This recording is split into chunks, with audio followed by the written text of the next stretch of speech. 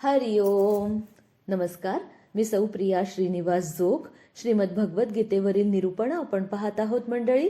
निरूपणात आपण पाहत आहोत गीतेचा 4था अध्याय ज्ञान कर्म संन्यास योग आणि यात आज पाहूयात 9वा श्लोक. जन्म कर्म च मे दिव्य मे वैयो वेत्ति तत्वतः त्यक्त्वा देहं पुनर्जन्म नैति मामेति सोऽर्जुन.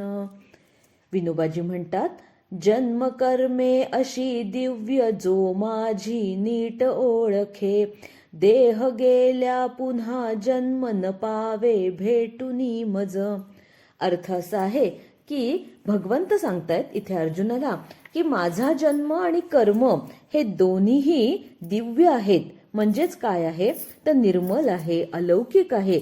आणि जो माणूस माझ्या ह्या दिव्य अशा जन्म आणि कर्म यांच्या मागे असणारं तत्व जाणतो, त्याचं काय होतं, तो शरीराचा त्याग केल्यानंतर पुन्हा जन्माला येत नाही, तर तो मलाच येऊन मिळतो. आता बघा, भगवंतांनी इथे तत्वतः वेत्ती असा शब्द उपयोगात आणलाय.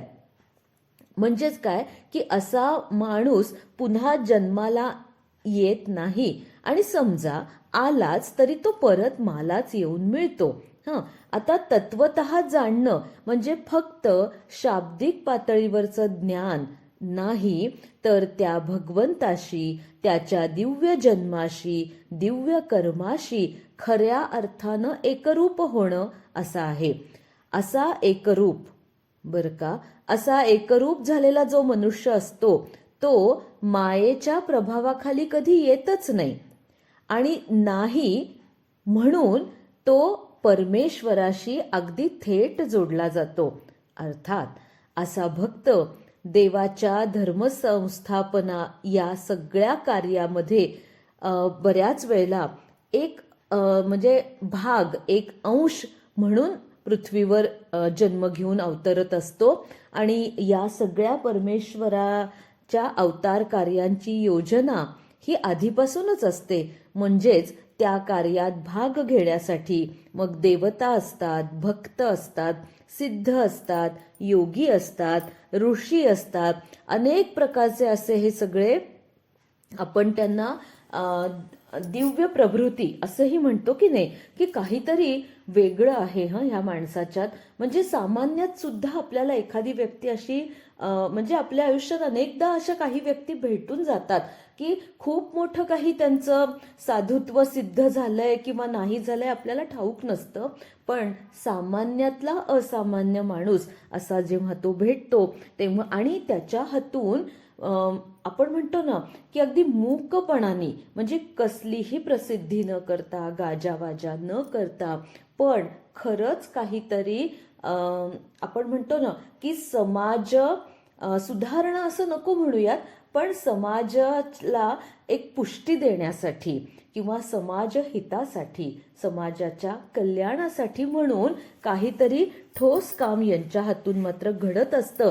आणि खरं म्हणजे सांगू का, ही अशी काही कामं असतात ना, ही कामं म्हणजे जशी कर्माची फळं, ही काही काही वेळेला या जन्मात केलेल्या कर्माची फळं अनुभवण्यासाठी पुढचा जन्म आपल्याला घ्यावा लागतो. अगदी तसंच आहे हो. बरोबर, ही संत मंडळी दिसणारी जरी आपल्याला असली, आपल्यापेक्षा काहीतरी वेगळी आहेत, असामान्य आहेत, हे आपल्याला जाणवतं आणि ते पण काहीतरी कार्य करत असतात.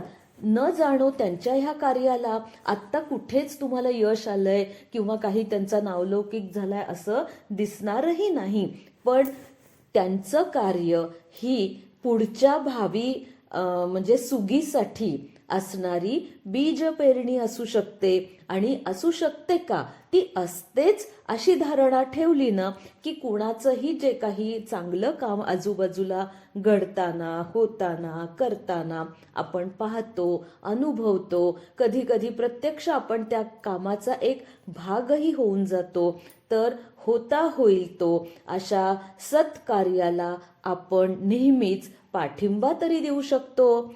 आपल्याला गीता वाचून म्हणजे एखाद्या श्लोकाचा अर्थ समजून घ्यायचा आहे, म्हणजे काय करायचंय तर आपण निदान आपण म्हणतो ना की पायात मोडता घालू नका, नाही न पाठिंबा द्यायचा देऊ नका, पण म्हणजे पायात मोडता घालून किंवा उगाचच म्हणजे पाठीमागून सतत म्हणजे अशी टोचणी लावून त्या माणसाला नाउमेद करण्यापेक्षा पाठिंबा देऊन बघा, खूप काही चांगलं घडेल, तुमच्याही हिताचं नक्की घडेल. आणि ही अशी वेगवेगळी जी आपल्याला जीवनाच्या सुधारणेसाठी लागणारी तत्व आहेत ना, ही तत्व आपल्याला दैनंदिन जीवनात खरं म्हणजे फार महत्वाची असतात. आता भगवंतांनी आपल्याला सांगितलंच आहे की नाही की आपला हा जन्म मृत्यू ह्यावर आपल्या धर्माप्रमाणे आपल्या संस्कृतीप्रमाणे जी वर्षानुवर्षाची आपली मांडणी आहे त्यावरच आधारित हे सगळं आहे. आणि गीतेमध्ये सुद्धा बऱ्याच ठिकाणी हा उल्लेख येतो आणि याच्यामध्ये पूर्वजन्माचं सुकृत, मागचा जन्म, पुढचा जन्म हे सगळे दाखले आलेले आहेतच. आणि हो, एक महत्वाची गोष्ट की भगवंत तुमच्या आमच्यासारखा आलं मनात आणि केलं वगैरे असा लहरी नाही. सगळं जे काही घडतं ना ते आपल्या कर्माप्रमाणे घडत असतं. आणि मला असं वाटतं की मला म्हणजे मी एक प्रातिनिधिक म्हणतेय की इतकं चांगलं करतेय, इतकं चांगलं करतोय, पण आम्हाला काहीच कसं यश मिळत नाही. तर असं नसतं. सगळ्याच गोष्टींचं यश हे आत्ता मिळेल ही अपेक्षाच मुळात नसते. कित्येक वेळेला म्हणजे मग समजावून सांगायचं म्हणजे अशा व्यक्तींना काय सांगायचं की आम्ही इतकं केलं पण काहीच हाती लागलं नाही. तर कदाचित मागच्या जन्मीचं काहीतरी पापकर्म असेल तर ते सगळं म्हणजे तो खड्डा झालेला असतो की नाही, तर तो खड्डा तर पहिला भरून काढायला पाहिजे. तो भरून काढला की मग काहीतरी सपाट जमीन तयार होईल. मग त्या सपाट जमिनीमध्ये बीज पेरणी झाली, पुन्हा म्हणजे नवीन कर्म हे चालूच ठेवायला पाहिजे. पहिली सगळी कर्म केलीत म्हणजे काही तुम्ही उपासना केली, नेमधर्म केला, तर ते सगळं ते खड्डा भरण्यासाठी गेलं. हो, मग ते केलं आणि झालं, काहीच नाही मिळालं. पी हळद हो गोरी असा न्याय प्रत्येक गोष्टीत तर मुळीच नसतो. मुळात गोरेपणाला तर हा न्यायच लागू नाहीये. मग बाकीच्या गोष्टींना कसा असेल न्याय? म्हणून सतत सतत सतत हे करत राहिलं की कधी तो खड्डा भरून जातो, कधी नवीन बीज पेरणी होते आणि कधी पुन्हा चांगल्या कर्माच्या फळांचं पीक आपल्या हाती येतं, समजत नाही. आणि भगवंतांना तत्व म्हणजे काय समजावून सांगायचंय की आपण असाही विचार करू शकतो की कर्माचं इतकं महत्व भगवंतांनी का बरं सांगितलं असेल. बघा ना, गीतेतल्या ना प्रत्येक अध्यायांमध्ये हा कर्माचा दाखला तर येतोच येतो. कारण शेवटी मनुष्याचा जो जन्म आहे ना तो कर्मावरच आधारित आहे ना, की करावं तसंच भरावं. मग कर्म जे आपल्याला समजून उमजून करण्याची गरज आहे ते म्हणजे तत्व. म्हणूनच या जन्मात जर काही बरी वाईट कृत्य केली तर त्याची फळं काही याच जन्मात भोगून जायचे, काहीसाठी मात्र पुढचा जन्म आपल्याला घ्यायचा आहे. हे पण एक तत्वच आहे. आणि सर्व प्राणीमात्रांमध्ये फक्त मनुष्य प्राण्यालाच ही मुभा ठेवलेली आहे. आता प्राणीमात्रांमध्ये नाही, म्हणजे प्राणीमात्र आपापसात भांडण तंटा होतो, एकमेकांचा त्या भांडणात त्यांचा जीवही जातो. ते शिकार करतात, पण ती शिकार करतात म्हणजे ती त्यांच्यासाठी हत्या नसते, कारण त्यांचं भक्ष्यच तसं परमेश्वरांनी निर्मिलं आहे. त्यामुळे शिकार ही त्यांची हत्या नाही. त्यामुळे त्यांच्या तसा कुठलाही त्यांच्यासाठी आपल्यासारखा पापपुण्याचा घडा वगैरे काही नाही. त्या जन्म पूर्ण झाला की त्या प्राण्याचा मृत्यू होतो आणि पुढच्या जन्मामध्ये त्याचा प्रवेश दाखल होतो. आणि सुद्धा मग या जन्मामध्ये आपल्याला जर यदा कदाचित चांगला सत्संग घडला, काही चांगलं श्रवण करण्याचं भाग्य जर मिळालं तर आपल्याला ठाऊकच आहे की नवविधा भक्तींचा पण उल्लेख आपण पुढच्या श्लोकांमध्ये आपण बघणार आहोत की चतुर्विधा भक्तीचा उल्लेख भगवंतांनी केलेला आहे.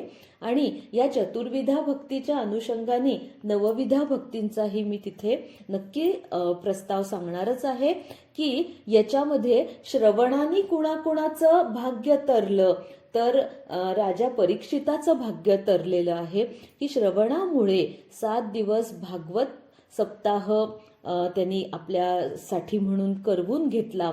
ह्यांचे दानवांचे गुरु शुक्राचार्य यांनी त्यांच्यासाठी तो सप्ताह केला आणि त्याला जे प्रचंड मृत्यूचं भय निर्माण झालं होतं त्याचा मृत्यू सर्पदंशामुळे होणार हे निश्चित भाकीत होतं आणि अतिशय भयभीत झालेला तो परीक्षित 7 दिवस भागवताचं श्रवण करतो आणि त्याच्या मनातलं संपूर्ण मृत्यूचं भय नष्ट होतं आणि तो मृत्यूला हसत हसत सामोरा जातो, मृत्यूचा हसत हसत स्वीकार करतो. म्हणजे श्रवणाने उद्धार होतो, सत्संगाने उद्धार होतो. मग कित्येक संतांनी आपल्या सुंदर सोप्या अभंगातून हेच तर सगळं तत्व आपल्याला सांगितलंय.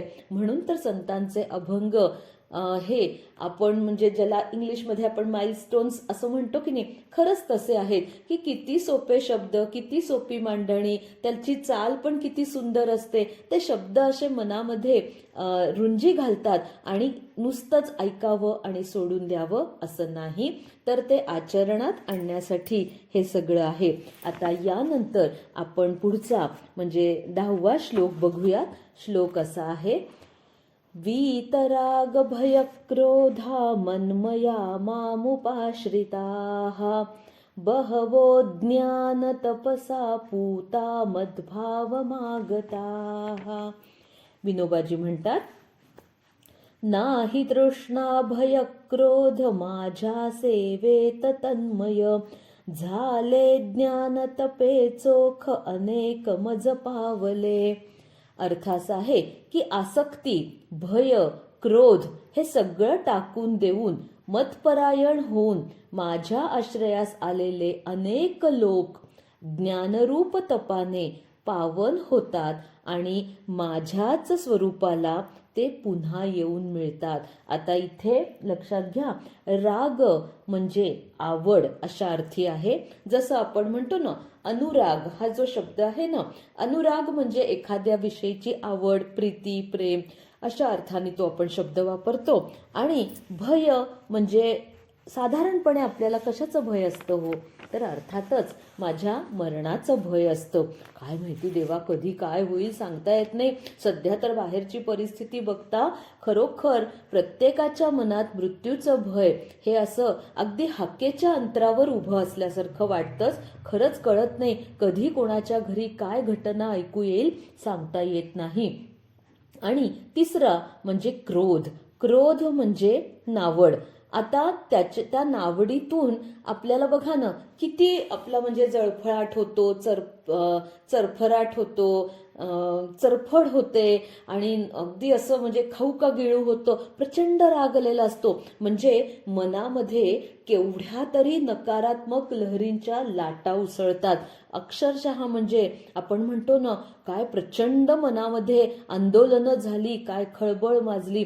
केवढे मराठी शब्द आहेत. मराठी भाषेचं वैभवच असं आहे की एक नुसत्या शब्दाचं काहीतरी विश्लेषण करून सांगायला जावं तर अक्षरशः शब्द आपल्या समोर हात जोडून उभे राहतात. आणि क्रोध हा तसाच आहे की तुम्ही एवढासा म्हणून तो क्रोध करायला जाता आणि तो प्रचंड वेगाने वाढतो आणि तो म्हणजे सगळ्याच आपल्या चांगुलपणाचा घात करण्यासाठी मात्र हा क्रोध हा खरं म्हणजे त्याज्यच आहे.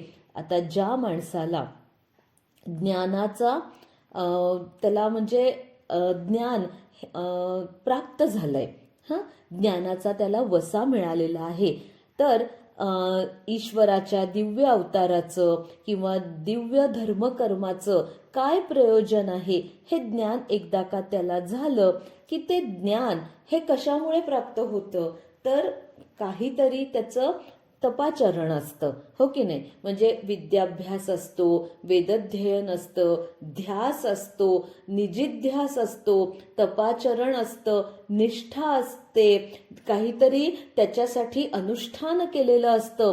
किती गोष्टींनी हे ज्ञान प्राप्त होऊ शकतं. आणि सगळ्यात म्हणजे सद्गुरूंना शरण गेलेलं असलं की ज्ञानप्राप्ती मग अवघड राहत नाही. आणि या सगळ्यामुळे काय होतं की मनुष्याचं मन जे आहे ना ते पवित्र होतं, शुद्ध होतं, निर्मल होतं. आणि मग पुढे काय होतं की आता हे पवित्रता, ही निर्मलता, ही शुचिता, ही शुद्धता म्हणजेच काय असतं हो? आपण हे सगळी विशेषणं भगवंतांना देतो की नाही? की भगवंत कसा आहे? तर पवित्र आहे, शुद्ध हाच भगवंतांचा भाव आहे, हाच निर्मल हाच भगवंतांचा गुण आहे. म्हणून जो मनुष्य मन्मया मामुपाश्रिता म्हणजे भगवंतांना जो जाणतो की नाही तर तो सुद्धा पवित्र होतो. साधी गोष्ट आहे ना.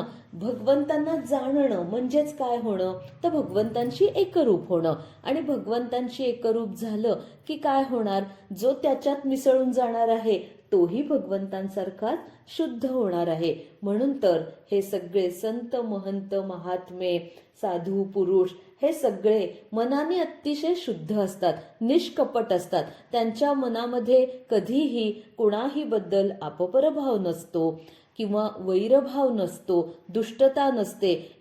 कारण नसणारच आहे ना. कारण ज्ञानदेवांनी जेव्हा ह्या परंपरेत गीतेवरचं पहिलं भाष्य केलं आणि पसायदान मागितलं तेव्हा त्यांनी काय मागितलं की जे खळांची व्यंकटी सांडो तया सत्कर्मी रती वाढो. म्हणजे दुष्ट नाहीसे व्हावेत अशी माऊलींची प्रार्थनाच नाहीये, तर दुष्टांचा दुष्टपणा नाहीसा व्हावा आणि ते सुद्धा सत्कर्मामध्ये रत व्हावेत.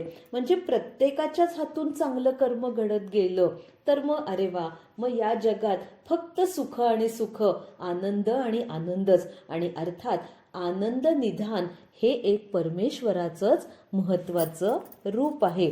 मग भगवंतांचं इथं अर्जुनाला हेच सांगणं आहे की जे विकारांना जिंकतात किंवा माझ्या म्हणजे भगवंतांच्या रूपाशी, रूप म्हणजे आपल्या दृष्टीने बाह्य रूप असा इथे अर्थ नाही, तर भगवंतांचं जे स्वरूप आहे, मूळ स्वरूप आहे, तर त्या रूपाशी, धर्माशी, कर्माशी जे कोणी तन्मय होतात, जे कोणी भगवंत हाच माझा आता सखा आहे, भगवंत हाच माझा पाठीराखा आहे, दुःख सांगावे भगवंताशी आणि सुख सांगावं तेही भगवंताशी असा ज्यांचा भाव उरतो, म्हणजेच काय तर ते भगवंतांचाच फक्त आता आश्रय घेतात. की खरं म्हणजे बघा ना, द्रौपदीची जी कथा आहे तर ती द्रौपदी तिच्या वस्त्रहरणाच्या प्रसंगात अगदी शेवटी भगवंतांचा धावा करते आणि मग भगवंत येतात, ते साक्षात पटवर्धन होतात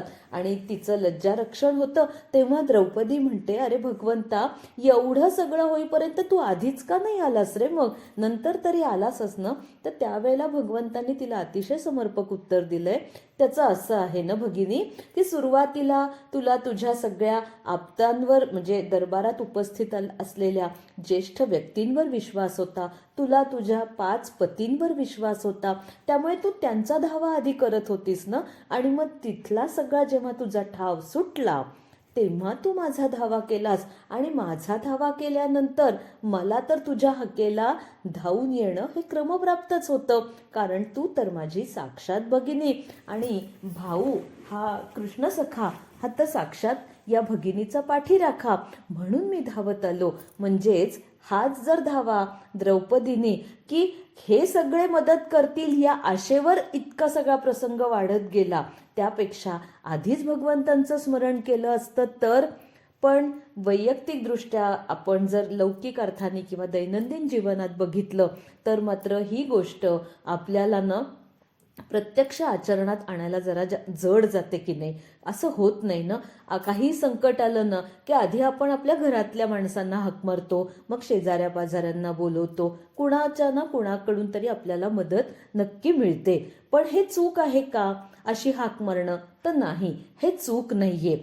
पण ही हाक मारताना आपण मग असंही म्हणतो ना की समजा कधी कधी असं होतं बघा की घरातल्या माणसांकडून ना आपल्याला अपेक्षित मदत मिळत नाही, शेजारी पाजारी पण करू शकत नाही आणि अचानक कुणीतरी एखादी अनोळखी व्यक्ती येऊन आपल्याला एकदम अपेक्षित मदत करून जाते. आपण तेव्हा काय वाक्य म्हणतो?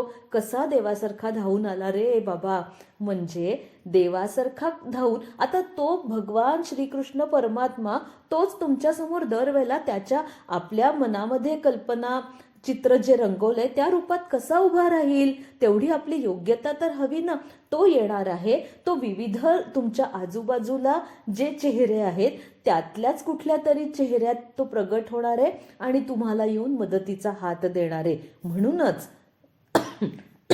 संकटात सुद्धा घरातल्या व्यक्तींकडून मदत तर नक्कीच घ्यायची, शेजारी पाजारी सुद्धा मदतीचा हात नक्कीच मागायचा आहे. पण मनामध्ये अखंड परमेश्वराचा धावा करायचा आहे की भगवंता खूप अडचणीत आहे, तेव्हा माझी मदत करावी, अशी प्रार्थना करून बघावी. न जाणो भगवंत कुठल्या रूपात तुमच्या समोर येऊन उभा राहील आणि तुम्हाला मदतीचा हात देईल. ह्या सगळ्या अनुभवाच्या गोष्टी असतात.